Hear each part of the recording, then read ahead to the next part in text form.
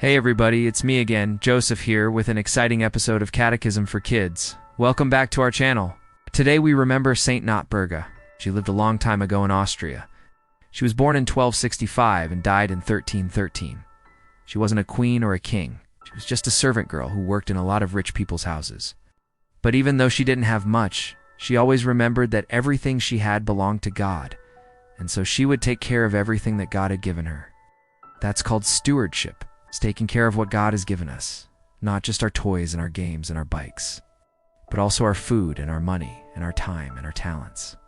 Are you a good steward of the treasure God has entrusted to you? Stewardship is the careful and responsible management of something entrusted to one's care. God appoints us in stewardship, while the world touts ownership. The world encourages entitlement when in reality, everything is a gift from God. Saint Notburga wasn't wealthy, but she was a fabulous steward. Her story is proof that you don't need money or material possessions to live a life of staggering generosity. Let's take a look at her story. Notburga, also known as Notburga of Rattenberg or Notburga of Eben, was an Austrian saint and peasant from Tyrol. Numerous Vita have been written about her and painted of her, where she is depicted with a scythe. She is venerated by the Catholic Church. Having been canonized by Pope Pius IX, Notburga was born about 1265 at Rattenberg on the Inn River. She was a cook in the household of Count Henry of Rattenberg and used to give food to the poor. But Ottilia, her mistress, ordered her to feed any leftover food to the pigs. To continue her mission, Notburga began to save some of her own food, especially on Fridays, and took it to the poor. According to her legend, one day her master met her and commanded her to show him what she was carrying. She obeyed, but instead of the food he saw, only shavings, and instead of wine, vinegar. As a result of Notburga's actions, Ottilia dismissed her, but soon fell dangerously ill. Notburga remained to nurse her and prepared her for death. Next, Notburga worked for a peasant in Eben-Amakancy, on the condition that she be permitted to go to church evenings before Sundays and festivals. One evening her master urged her to continue working in the field.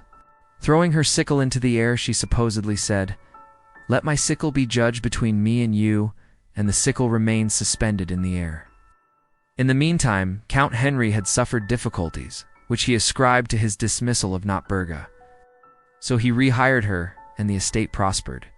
Shortly before her death, she is said to have told her master to place her corpse on a wagon drawn by 2 oxen and to bury her wherever the oxen stood still. The oxen drew the wagon to the chapel of St. Rupert near Eben, where she was buried. On the 27th of March 1862, Pope Pius IX canonized Notburga as a saint.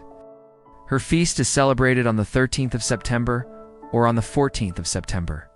She is usually represented with an ear of corn or flowers and a sickle in her hand. Sometimes the sickle is suspended in the air.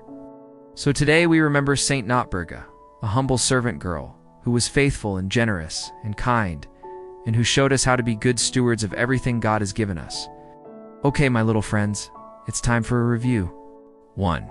Who do we remember today? We remember Saint Notburga. 2. What does it mean to be a good steward? It means to take care of everything God has given us and to share it with the people around us. And 3. How can we put this into practice in our daily lives?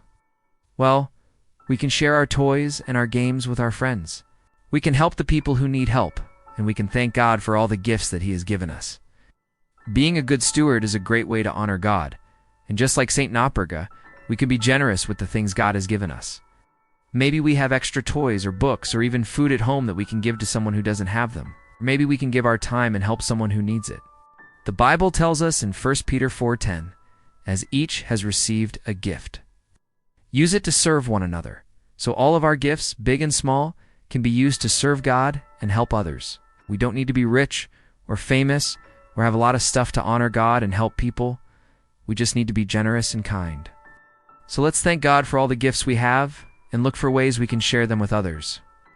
Just like Saint Notburga, we can be generous with our time, our toys, our food, and our love. Thank you, my little friends, for watching this episode of Catechism for Kids.